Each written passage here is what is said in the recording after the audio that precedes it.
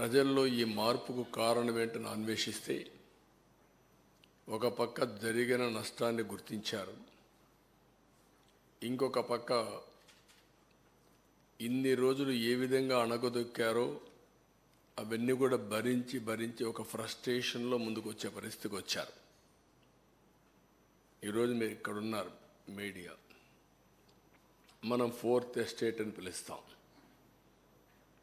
మొన్నటి వరకు అందరూ మిమ్మల్ని చూసి భయపడ్డారు, కానీ మొట్టమొదటిసారిగా మీరు కూడా భయపడే పరిపాలన సాగింది. కనీసం ఫ్రీగా చెప్పుకోలేని పరిస్థితికి వచ్చేసారు మీరు.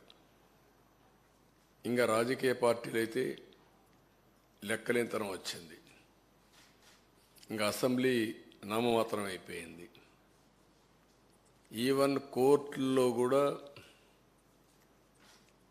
వాళ్ళని కూడా బ్లాక్మెయిల్ చేసే పరిస్థితికి వచ్చారు. కోర్టులు కూడా అంటే మనం చూసాం, సోషల్ మీడియాలో పెట్టి జడ్జెస్ను కూడా క్యారెక్టర్ అసాసినేషన్ చేసే పరిస్థితికి వస్తే వాళ్ళు సిబిఐ ఎంక్వైరీ చేసే పరిస్థితికి వచ్చారు. ఏ విధంగా సోషల్ యాక్టివిస్ట్ అయితే ఇంకా మనం చూస్తున్నా చాలా భయంకరంగా ఉంది. ఇవన్నీ ఒక ఎత్తు అయితే, మేము ఎన్నికల ముందు చెప్పాం రాష్ట్ర పునర్నిర్మాణం జరగాలని. దానికి మేమందరం కష్టపడి పనిచేస్తామని చెప్పాం. మొన్నటి వరకు చేసింది మేము రాజకీయ ఆరోపణలు చేశాం. మాకుండే అరాకొర సమాచారాన్ని బేస్ చేసుకుని, మాకుండే లిమిటెడ్ మెషినరీ, పార్టీ అడ్మినిస్ట్రేషన్లో ఉండే రిసోర్స్ అన్ని బేస్ చేసుకుని ప్రజా చైతన్యం తేవడం కోసం మీడియాలో మీరు రాసిన వార్తలు కూడా, టీవీల్లో మీరు చేసిన ప్రచారం కానీ, ప్రింట్ మీడియాలో మీరు రాసినట్టు కానీ, సోషల్ యాక్టివిస్టులు అందరూ సోషల్ మీడియాలో పెట్టినటువంటి వాస్తవాలన్నీ క్రోడీకరించి మేము కూడా మాట్లాడాం. అవన్నీ ఈరోజు ప్రభుత్వానికి వచ్చిన తర్వాత రెండు కూడా టాలీ చేసుకుని, ఇంకా మిస్సింగ్ లింక్స్ ఉంటాయి, అవన్నీ కూడా ఎస్టాబ్లిష్ చేసి వాస్తవ పరిస్థితుల్ని ప్రజలకు తెలియజేసి వాళ్ళ సజెషన్స్ కూడా తీసుకొని, మేధావులు ఉన్నారు, లేకపోతే ఇంకొకరు ఉన్నారు, మీడియా ఉంది, ప్రజలు ఉన్నారు, స్టేక్ హోల్డర్స్ ఉన్నారు, అందరి సజెషన్స్ కూడా తీసుకొని ఏ విధంగా మనం ముందుకు పోవాలి, ముందు ఎంత డ్యామేజ్ జరిగింది రాష్ట్రానికి, మళ్ళీ ఇక్కడి నుంచి ఏ విధంగా మనం కోలుకోవాలి అనే విషయాలు మేము ప్రిపేర్ చేసే మునుపు వేరే మార్గాలు లేవు. మళ్ళీ ముందుకు పోవడం తప్ప వేరే ఆలోచన లేదు. ప్రజలు ఒక నమ్మకం పెట్టి మేము ఒకటే చెప్పాము ఎన్నికల్లో, ప్రజలు గెలవాలి, రాష్ట్రం నిలబడాలి.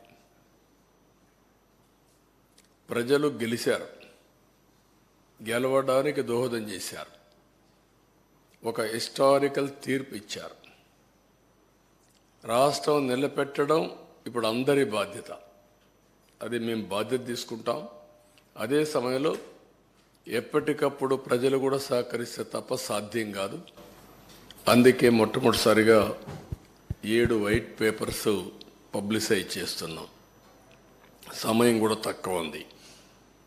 ఒక పక్కన నిన్నటి వరకు ఫార్మాలిటీస్ అని మేము కంప్లీట్ చేయాలి.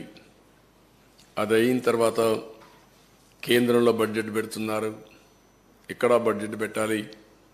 కేంద్రంలో బడ్జెట్ పెట్టే ముందు మన సమస్యలన్నీ వాళ్ళ దృష్టికి తీసుకొచ్చి ఎంతవరకు వీలైతే అంతవరకు మనం ఫండ్స్ తెచ్చుకోవడం కానీ, అదే మరి ప్రాజెక్టులు తీసుకోవడం కానీ, ఇవన్నీ జరగాల్సిన అవసరం ఉంది. అందుకే ఒక 20-25 రోజుల్లో 7 పేపర్లు కూడా చర్చలన్నీ కంప్లీట్ చేసి మళ్ళీ మేము అసెంబ్లీ సమావేశాలు పెట్టుకొని బడ్జెట్ కూడా ప్రవేశపెట్టాల్సిన అవసరం ఉంది.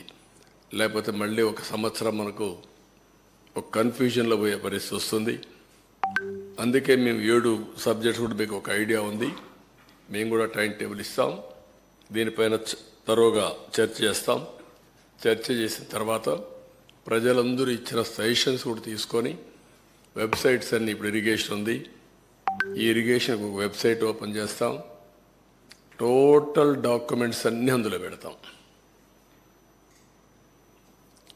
ఎందుకంటే ఒక అలవాటు అయిపోయింది. ఏది చేసినా ఎదురుదాడి చేయడం, ఒక మీడియాలో ఇదే పనిగా వాళ్లకు క్రెడిబిలిటీ లేకపోయినా, విశ్వసనీయత లేకపోయినా చెప్పిన తప్పులే 100 సార్లు చెప్పి ప్రజలను నమ్మించే ప్రయత్నం చేయడం, దానికి చెక్ పెట్టాల్సిన అవసరం ఉంది. దానికోసమే ఈరోజు మా ప్రయత్నం. తప్పకుండా ఎప్పటికప్పుడు వాళ్ళు చెప్పినట్టన్నిటికీ కూడా ప్రజలే సమాధానం చెప్పే విధంగా ప్రజా చైతన్యాన్ని తీసుకొస్తాం.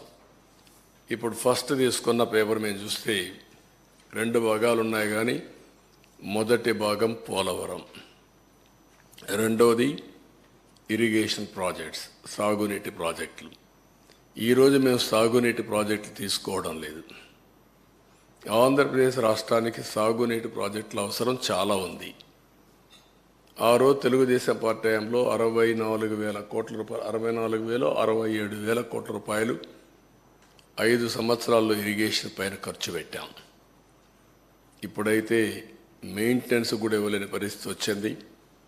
అవన్నీ నేను కూడా ఒక వారం తిరిగాను, రాష్ట్రంలో ప్రజా చైతన్యం తీసుకొచ్చాను. ఆ విషయాలు మళ్ళీ నేను మాట్లాడతాను. ఈరోజు ప్రధానంగా పోలవరం ప్రాజెక్టు గురించి మనం టేకప్ చేస్తున్నాం. ఇప్పుడు మీరు ఒకసారి చూస్తే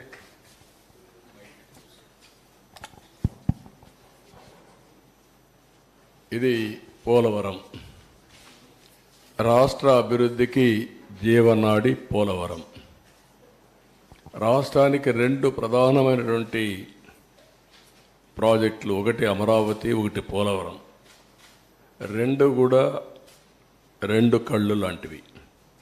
ఈ 2 ప్రాజెక్టులు కానీ మనం పూర్తి చేసుకుంటే విభజనలో జరిగిన అన్యాయాన్ని కానీ, మనం ఏ విధంగా నష్టపోయామో ఆ నష్టాన్ని పూడ్చుకునే అవకాశం ఉంటుంది. పోలవరం ప్రాజెక్టు కూడా విభజన చట్టంలో నేషనల్ ప్రాజెక్టు చేసి కేంద్రం నిధులు ఇవ్వడానికి ముందుకు వచ్చినటువంటి ప్రాజెక్ట్ ఇది.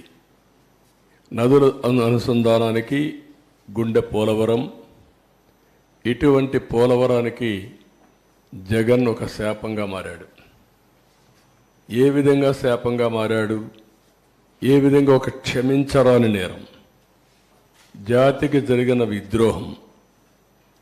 దీన్ని ఎవరైనా సరే రాజకీయాలకు అతీతంగా, కులాలకు అతీతంగా, మతాలకు అతీతంగా, ప్రాంతాలకు అతీతంగా నిర్మోహమాటంగా ఖండించాల్సిన అవసరం ఉంది, నిలదీయవలసిన అవసరం ఉంది. రాష్ట్రాన్ని నాశనం చేసే హక్కు ఎవరికీ లేదు. చేతకాకపోతే ఇంట్లో ఉండొచ్చు, కానీ ఒక మభ్య పెట్టి పదవి పొంది తద్వారా మోసం చేయడం చాలా దారుణం. ఆ విషయం నేను మీ ద్వారా ప్రజల దృష్టి తీసుకొస్తున్నాను. నెక్స్ట్, ఆంధ్రప్రదేశ్ వ్యవసాయ రాష్ట్రం. దక్షిణ భారతదేశంలో నీళ్లుండే ఏకైక నది గోదావరి. మనం లోయర్ రైపేరియన్ కింది రాష్ట్రంలో ఉన్నాం. మన దగ్గర నుంచి ఈ నీళ్ళన్నీ సముద్రానికి వెళ్తాయి.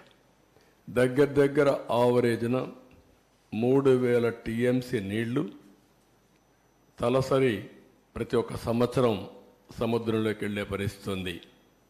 ఈ నీళ్ళన్నీ కానీ ఉపయోగించుకుంటే రాష్ట్రాన్ని కరువు రహిత రాష్ట్రంగా, డ్రౌట్ ప్రూఫ్ స్టేట్గా చేసేదానికి అవకాశం ఉంది. డెల్టా స్థిరీకరణతో పాటు ఉత్తరాంధ్ర, రాయలసీమ తాగునీరు, సాగునీరు దించే బహుళార్థ సాధక జాతీయ ప్రాజెక్టు. అదే మరిగా ఈ వరదలు ఇవన్నీ వచ్చినప్పుడు కానీ, మామూలుగా కానీ జల విద్యుత్తు, హైడల్ అనేది చాలా ముఖ్యం. ఇప్పుడు సోలార్ విండ్ వచ్చింది. సోలార్ డే టైం వస్తుంది, విండ్ నైట్ ఈవినింగ్ టైం వస్తుంది. మిగిలిన గ్యాప్ ఏదైతే మనకు కొన్నిసార్లు కరెంటు కొరత ఉంటుంది, పీక్ లోడ్ ఫ్యాక్టర్, అప్పుడు ఈ హైడల్ ఉంటే ఎప్పుడైనా ఆన్ చేసుకోవచ్చు, ఎప్పుడైనా ఆఫ్ చేసుకోవచ్చు. ఆ విధంగా కూడా హైబ్రిడ్ మోడల్ తేవడానికి ఐడల్ పవర్ చాలా ఉపయోగపడుతుంది. అలాంటి ప్రాజెక్ట్ ఇది. దీన్ని మనం చూస్తే 2014లో రాష్ట్ర విభజన జరిగింది, కానీ చాలా